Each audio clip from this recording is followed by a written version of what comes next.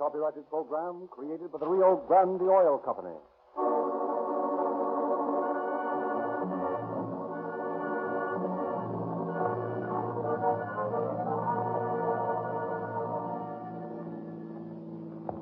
Los Angeles Police calling all cars, attention all cars, broadcast 8. Call your stations regarding a possible kidnapping. That's all. Roll control.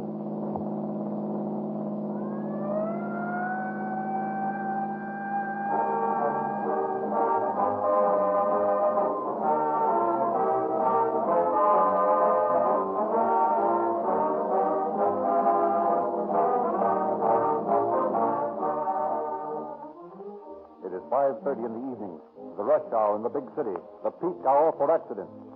At the Georgia Street Receiving Hospital, we listen in on one of the constant series of emergency calls. A man's been run over by a streetcar at the corner of 8th and Hill Street.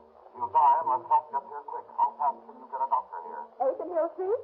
The ambulance is on its way now, and be here in 2 minutes or less.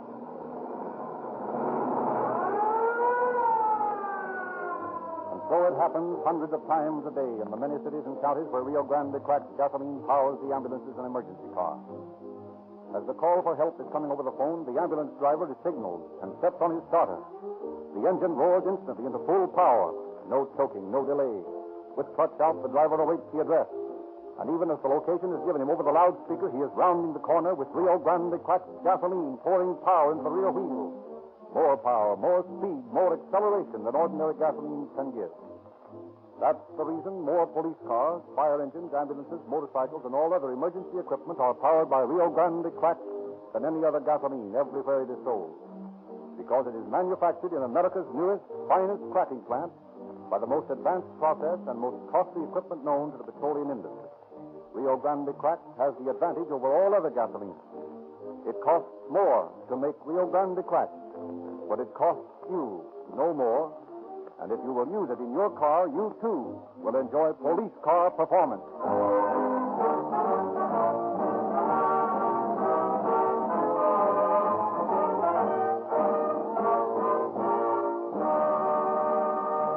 And now it is our pleasure to present Chief James E. Davis of the Los Angeles Police Department. Chief Davis. Good evening, friends. When the bootlegging racket was abolished by repeal, the organized gangs of criminals in this country turned to the snatch racket as the next easiest way of making a dishonest livelihood. We had an epidemic of kidnapping. Wealthy people were in constant fear. Many employed bodyguards. Then the law enforcement agencies of the country arose en masse to crush out this new threat to law-abiding citizens. They succeeded so well that practically every kidnapping mystery has been solved and the culprits placed behind the bars with good stiff sentences to serve. I am proud to point out that every major kidnapping case originating in Los Angeles has been promptly broken by the police. The infamous Hickman case, the ghetto kidnapping, all were sensations for a few days. And then the detectives closed in, and it was all over. I cannot conceive of any criminal mind being stupid enough to try again in view of the failures of these other carefully planned attempts. But if anyone listening tonight thinks he is smart enough to get away with a kidnapping, I ask him to listen now and learn how we cracked the steel kidnapping.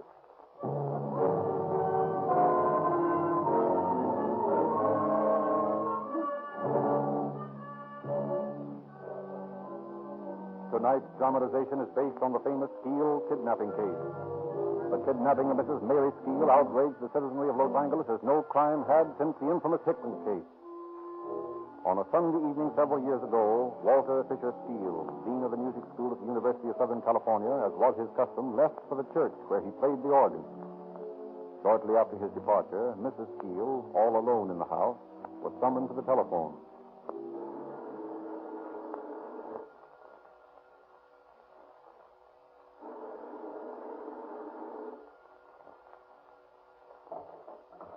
Hello? Is that Mrs. Steele? Yes? Are you alone? Yes? I don't want to frighten you, Mrs. Steele. Why, what's the matter? This is the emergency hospital. Yes? What is it? My husband? Yes. Is he? He's been injured in a traffic accident, Mrs. Steele. Oh. He's not in danger. Oh, thank heaven. But the doctor thinks it's best for you to come over here. Yes, yes, of course. We'll send a car for you. Very well. I'll get ready right away. Thank you, Mrs. Steele. Goodbye. Goodbye. Oh, poor Walter. I should have asked her how it happened. Now, where did I leave my hat? Oh, yes. And my coat. Oh, there it is. Oh, I must call Franklin. Oh, why don't I put that coat doesn't slip out. I must mend that lining. Now, let's see. What is Franklin's number? Oh, yes, I remember. Oh, dear, poor Walter. Oh.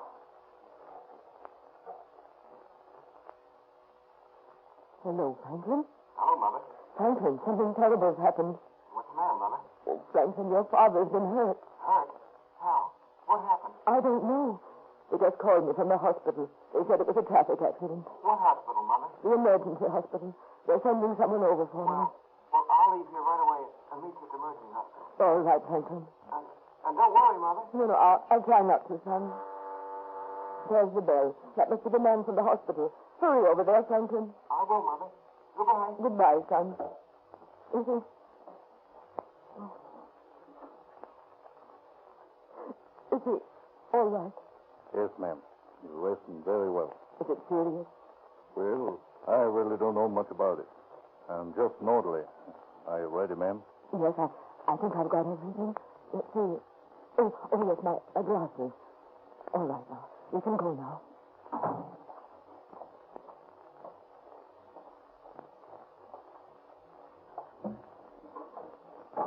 This is the nurse, Miss Wells, ma'am. Maybe she knows more about it. How do you do, Mrs. Steele? Tell me, is he badly hurt? We don't think so, Mrs. Steele, but we wanted you to be with him. Where did the accident happen? We don't know. He was unconscious when they brought him in. Unconscious? Yes, but there are no serious fractures. Oh, that's a relief. Look here. Where are you taking me? This isn't the way to the hospital. It's the way we're going. Let me out of here. You're not taking me to the hospital? Help! Help! Shut up. Now listen, Mrs. Steele. You're going for a ride with us. And if you know what's good for you, you won't make any noise or cause any trouble.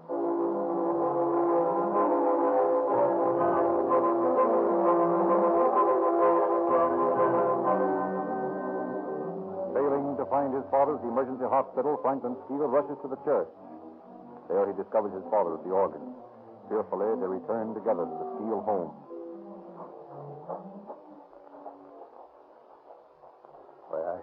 I can't understand it, Franklin. Well, somebody must be playing a joke on you. One of the students, perhaps. It's rather a grisly joke. It doesn't look as though Mother's home. Here, Father. Let me open the door. Your hand's shaking so.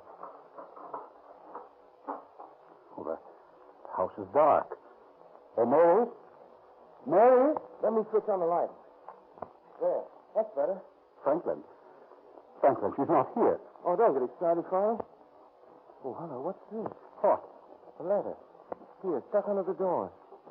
It's addressed to you. It says on the envelope, Walter Fisher Steele. If ever there was a time to be careful, it is now. Oh, here. Let me have it.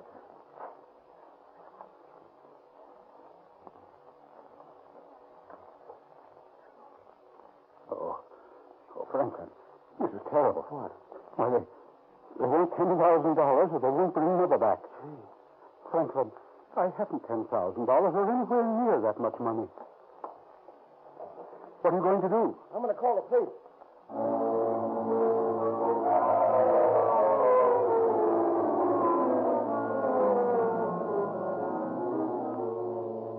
A short while later, Mr. Steele and his son are explaining the circumstances of Mrs. Steele's disappearance to Detective Lieutenant Paul D. Pittman and E.D. Kopytek and Chief of Detectives Joe Taylor.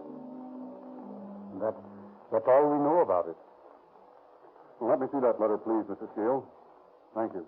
Read it aloud, Pittman. It says, each move of yours will be watched closely. If you make one false move, it'll be just too bad for yourself and wife. You know, others have tried to be slick and let the officers know, but they've always paid off in flowers afterwards. $10,000 in cash or the wife pays the bill. This money must be of the denominations of $5, $10, $20 bills. None of these bills to be new. Place this money in paper sack and put inside a pasteboard box. Be sure this money is in the box for delivery. No dummy packages go. It will hold her until we know that you have followed these instructions. Your wife will not be returned if you have the money marked or the serial taken. You have new bills instead of used ones. You have any other denominations of bills instead of $5, $10, or $20.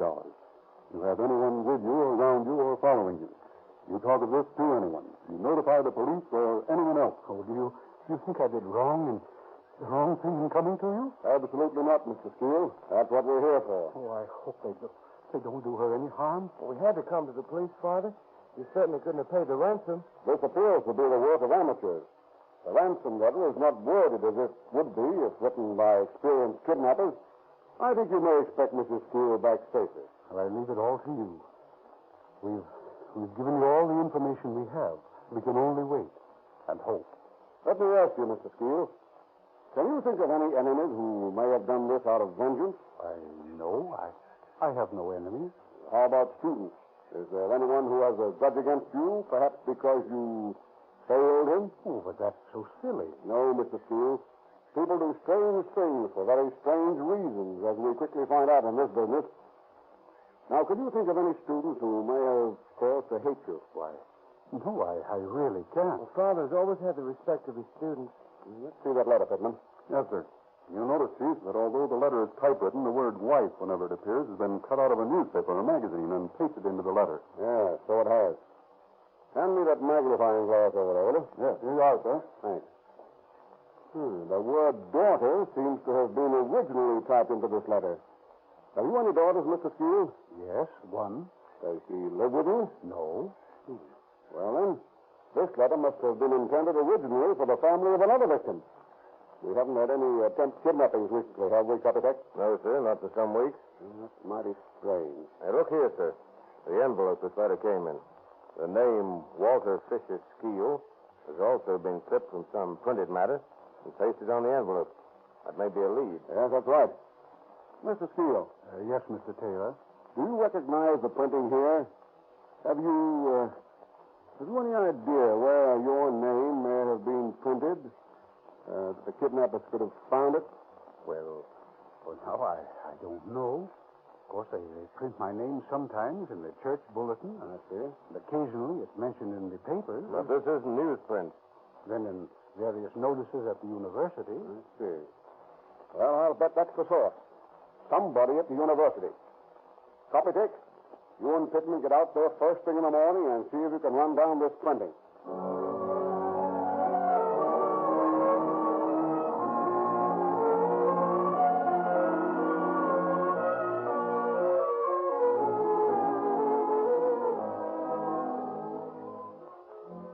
At the university, Detectives Copytech and Pittman are given the utmost cooperation by the sympathetic colleagues of Mr. Steele. They interview Mr. Cleo Foster, Assistant Superintendent of Buildings. Mr. Foster, you can be of great assistance to us. I'll do anything I can. Well, look closely at this printing here. Can you tell us whether it's similar to any type you use here in the university? Let me hold this closer to the light here. Why, yes. That was clipped from one of our university bulletins. It's the only publication we print in which that particular typeface is used. Now we're getting someplace. Maybe. Here, I'll show you what I mean. Here's the pamphlet, and here on page 11, see? Walter Fisher Steele, A.B., Dean of the College of Music, Professor of Piano and Pipe Organ. See, the type is identical. Yeah, it sure is. Well, that much is plain. Somebody connected with the university wrote that ransom note. Yeah. And all we have to do is to find out the guilty person among 7,000 students.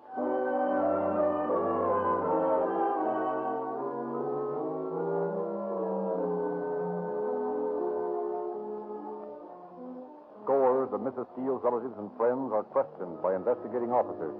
Inquiry is made among Dr. Steele's students at the university. And nowhere can a possible enemy of either husband or wife be found. Early Monday afternoon, Chief Taylor lays out the only plan of action open to the officers. Well, we'll have to appear to meet the demands of the kidnappers. We'll take them their ransom as the note directs. But, Chief, I haven't that much money. That's all right, Mr. Steele, I know. make a dummy package. And at 5:30, you'll take it in full view on the seat of your car to the spot they indicate on Montecito Drive. But they expressly said in the note that dummy packages would do no good. Yes, I know. That's all right. But we will have officers with high-powered field glasses staked out around the place watching whoever picks up the money. Then we can follow him. Oh, I see. Pardon, Chief. Yes, Lieutenant Romero? One of the reporters beat us to it. What do you mean? He's been up on Montecito Drive and he picked up the plant. What? Bring him in here. Hey, Eddie. Come on in here. The chief wants to see you. Hello, Chief. Well, I made a great... Look here, Eddie. I gave orders to stay away from that place. Yeah, but I'm not under orders for you. I got a chance for a scoop, and I took it. Yes, and probably upset our whole stakeout. What did you find? Steve, this box was in the bank where the letter said it would be, but it had this note in it. It says, walk to the left across street to bank.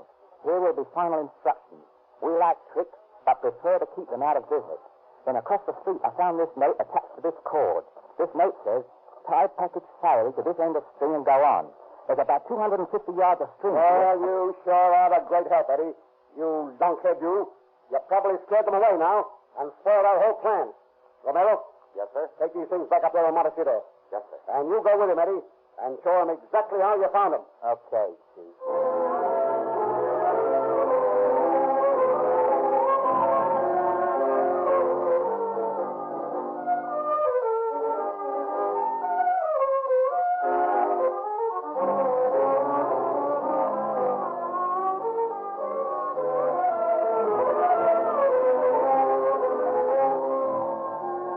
At the appointed time, Mr. Steele drives to the top of Montecito Drive with Detective Copytek clamped into the rumble seat of his car. He deposits the dummy ransom bundle and drives on. Early that evening, Copytek reports to his chief. Well, Copytek, what luck? None. Mr. Steele delivered the package. There wasn't anyone around. The men stayed on the stakeout until it was too dark to see through their binoculars, and they pulled the stake. Didn't see a thing, eh? Looks like we're up a blind alley until the kidnappers make the next move. Yes, it does look that way. We've done all we possibly can. And look at these papers. Howling for action from the police. As though we haven't been doing anything else but acting for the last 24 hours. Well, I know. Haven't been to bed yet. Well, most of the other boys. If I could only get my hands on the rat that snatched that harmless, frail little woman, I really... Detective Bureau. Chief Taylor speaking. Yeah. What? All right. We'll be right out. What's that, Chief? That was Steele. Mrs. Steele just came home. Come on, Ed. We're going to get someplace now.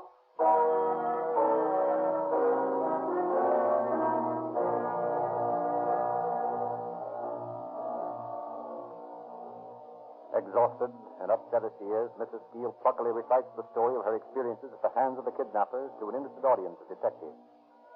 And when I screamed, he put his hand over my mouth and shut off my breath. I'd almost gotten the door open. Then the woman stopped the car, and they tied a cloth over my eyes so I couldn't see. I fought them until my strength was exhausted. Is that where you got your face scratched, Mrs. Steele? Yes. And that's the only time they were rough with me. They told me that if I didn't cry out or make trouble, that they wouldn't harm me. So I agreed. We sort of made a bargain. Could you describe the man and woman who kidnapped you? Well, I didn't get a very good look at the girl, but the man was stockily built. He was of medium height, shorter than Mr. Steele, and he had a ruddy complexion. He really was a nice young man, and he treated me very well. What, Mrs. Steele? Well, I told him I wouldn't double-cross him. But I feel somehow that in telling you gentlemen about him, that perhaps I'm doing just that. You can't double-cross a criminal, ma'am. You owe this man nothing. It's your duty to help us put him in the penitentiary, if possible. Well, if what I can tell you will do any good in saving other innocent people from such an experience, I guess then it is for the best. Of course it is, Mrs. Steele.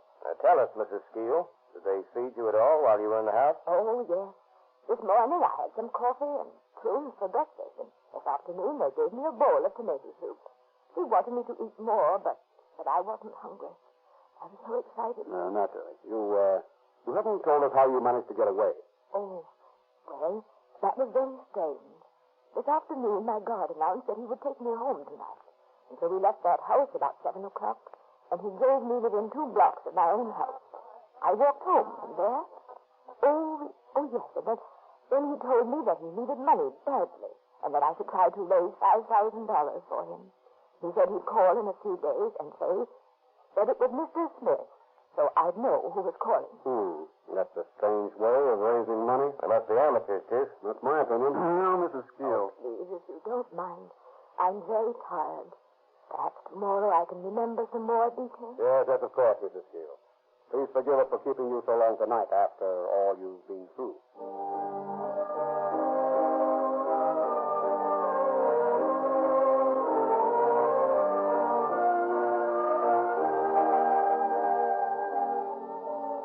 Further questioning of Mrs. Steele the next day brings to light a little information regarding the layout of the house in which she was held captive. Although blindfolded, she remembers the position of the bed and other furniture in the room where she was detained. She recalls hearing children playing outside, the chiming of a clock, the purr of passing traffic, a distant train. But such clues are all too meager. Telephone messages regarding persons whose actions might be suspicious flood the Detective Bureau, and Chief Taylor's staff is kept busy running them down. Then, late in the day, an important piece of information comes to them. Very well, ma'am. We'll have a man right out there. Yes. Thank you for calling. Beg pardon, Chief, but there's a young lady outside who's got a story I think you'd better hear. What's it about? Kidnapping. Come to the room. Yes, sir. Will you step this way, please? Miss Smith, this is Chief Taylor. How do you do, sir? How do you do, Miss Smith? Won't you please be seated? Oh, thank you. Now, what can we do for you? Well, I guess I should have reported it before this, but a man and a woman tried to kidnap me. When was it? Now, let me see.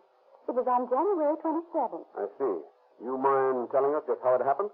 Well, on the evening of the 27th, a man telephoned and said he was Mr. Johnson, one of my father's parishioners.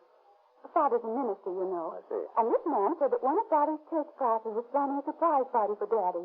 He wanted me to accompany him and his wife to the home of one of the church members and help plan the party. Yes? Well, I said I'd be glad to, and a while later he called for me. His wife was in the car. He introduced himself and his wife, and then just as I was getting into the car, well, it sounds kind of funny to say it now, but I noticed that his mustache was false and that it was slipping. So I pulled away from him and I ran back onto the porch, and the car drove away just as fast. Well, what does this man look like? Well, I really didn't get a very good look at him except to notice the mustache because... Sounds like the same couple, Romero. And that would explain the ransom note which originally read daughter. That's right. If this gang is that set on kidnapping, it won't be long before we have another mystery on our hands. We've just got to get them, that's all. Detective Bureau. Chief Taylor speaking. Yes? What's that number? Wait a minute. Wait till I write that down. All right. We'll look into that. Thank you. It was a mail carrier. He suggested a house at this number on Montecito Drive might bear watching. Here's the number, Romero. You better hop out there and take a look at it. Yes, sir. Now, Miss Smith, if you kindly answer a few more questions regarding this attempted kidnapping, why...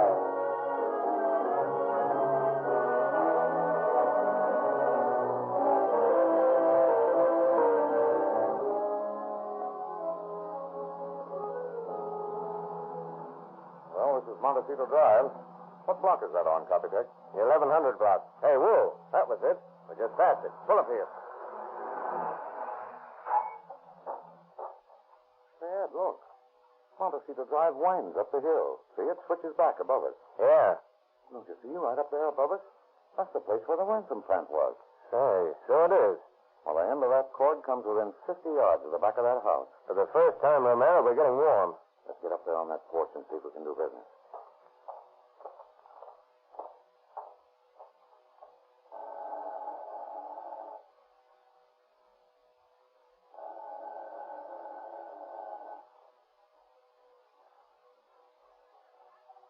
Keep ringing. I can see somebody moving around inside.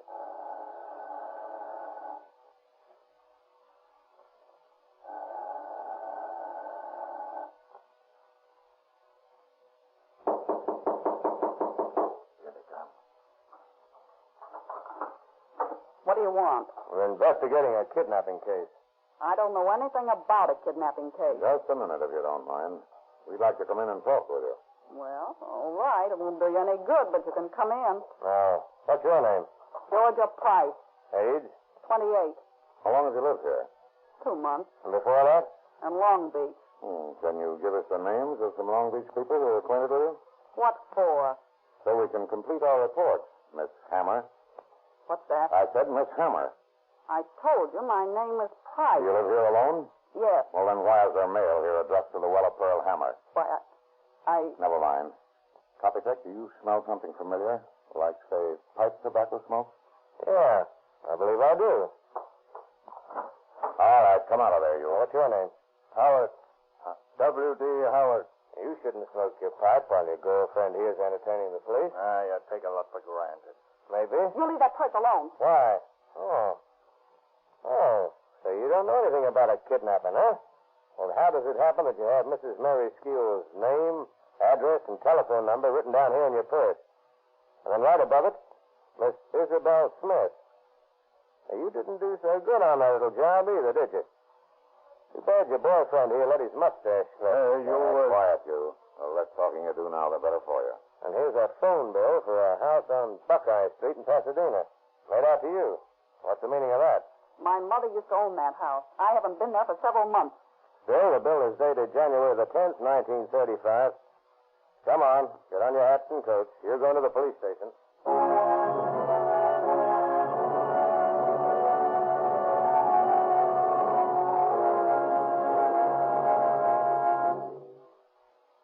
The house on Buckeye Street revealed damning evidence.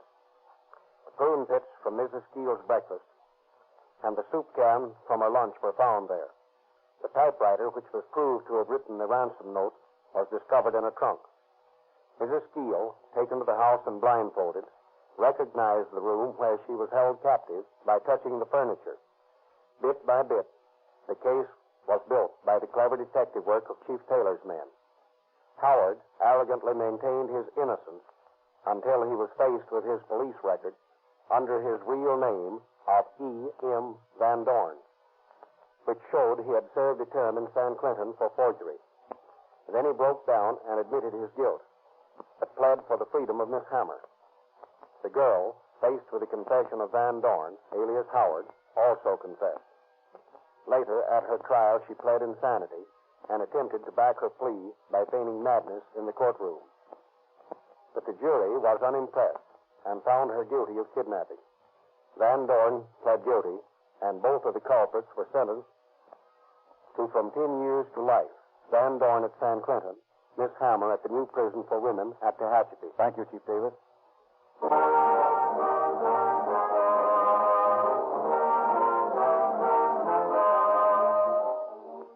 Hundreds of letters are received every day by the Rio Grande Oil Company from boys and girls who want to join Rio Grande's Junior Police Department. To these young people, Rio Grande has distributed several hundred thousand police badges, Sam Brown uniform belts and pistols, handcuffs, detective microscopes, and fingerprint outfits. 15 free gifts in all. Get the latest copy of the Calling All Cars News. It's free wherever Rio Grande cracked gasoline is sold, and read all about the Rio Grande Junior Police Department. And while you're in the Rio Grande station, check your oil. If you're due for a drain, we ask you to try Sinclair motor oil. The oil in Sinclair tamper-proof cans is millions of years old, yet it's the finest oil on the market, refined to meet the needs of the new high-compression motors. You'll find your motor is quieter with Sinclair motor oil, and your car runs smoother, faster, because all wax and useless petroleum jelly is removed to leave only pure oil that lasts longer and never fails to give perfect lubrication. Rio Grande guarantees you'll be satisfied with Sinclair, Pennsylvania, or Sinclair Opaline motor oil.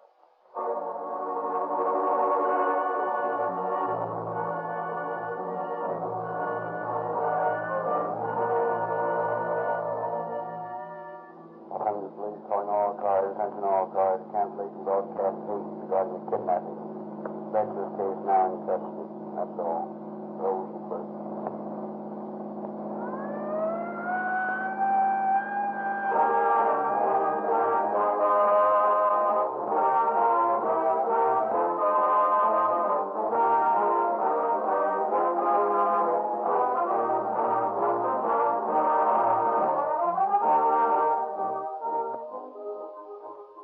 This is Frederick Lindsley bidding you good night for for the Rio Grande Oil Company.